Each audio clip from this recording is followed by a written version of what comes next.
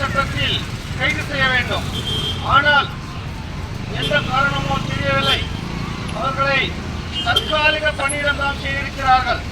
ஆனால் சட்ட ஜீவ பிரகாரம் அவர்களை ஆசிரியர் பணிக்கு தகுதியற்றவர்கள் என்று ஜீவோ கொண்டு வந்து அவர்களை ரிலீவ் பண்ணணும். சர்வீஸ் ஃப்ரம் டெர்மினேஷன் என்றாங்க.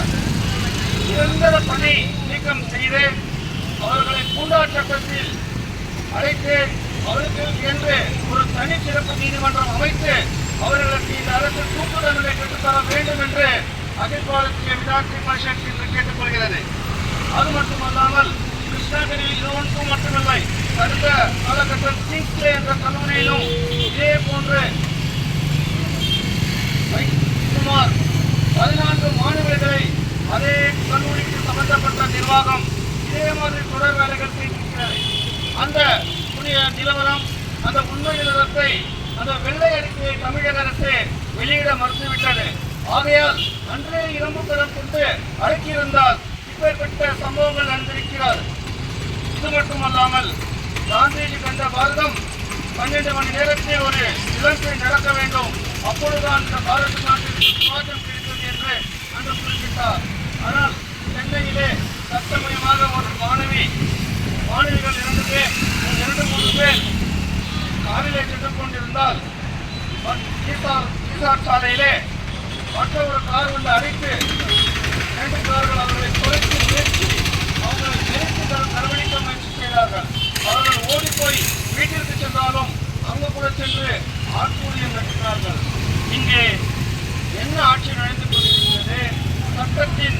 சட்டத்தின் நம்பிக்கை இருக்கின்ற சட்டப்படி ஆட்சி நடக்கிறதா, இல்ல காட்டு மிரண்டி ஆட்சி நடத்தி கொண்டிருக்கிறதா என்ற ஒரு அச்சம் எங்களிடையே இன்று அச்சத்திலே நாங்கள் வாழ்ந்து கொண்டிருக்கின்றோம்.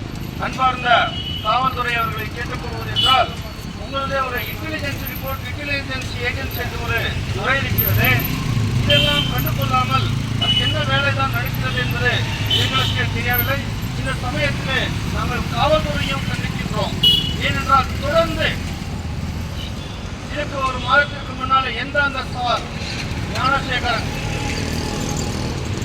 அண்ணா பல்கலைக்கழகத்திற்கு எதிரிலே பிரியாணி கடை வைத்துக் கொண்டு உள்ளூர் பஞ்சாயத்து செய்து கொண்டு ரவுடிசம் செய்து கொண்டிருக்கின்ற நபருக்கு ஒரு கல்லூரி பல்கலைக்கழக வளாகத்திலே 8 மணியில் என்ன வேலை?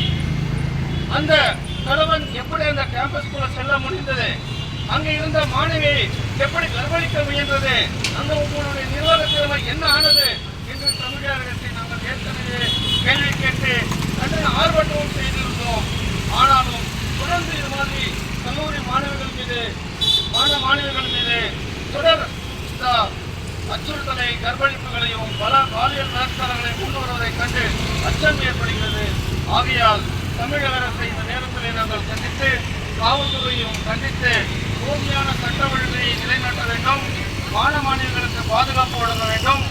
முடிந்தால் கல்லூரிகளிலும் தக்க போலீஸ் பாதுகாப்பு வழங்க வேண்டும் என்று இந்த தருணத்திலே இந்த கண்டன ஆர்ப்பாட்டத்தின் வாயிலாக கேட்டுக்கொண்டு விழிக்கிறேன். நன்றி, வணக்கம். பாரத் மாதா கி ஜெய்.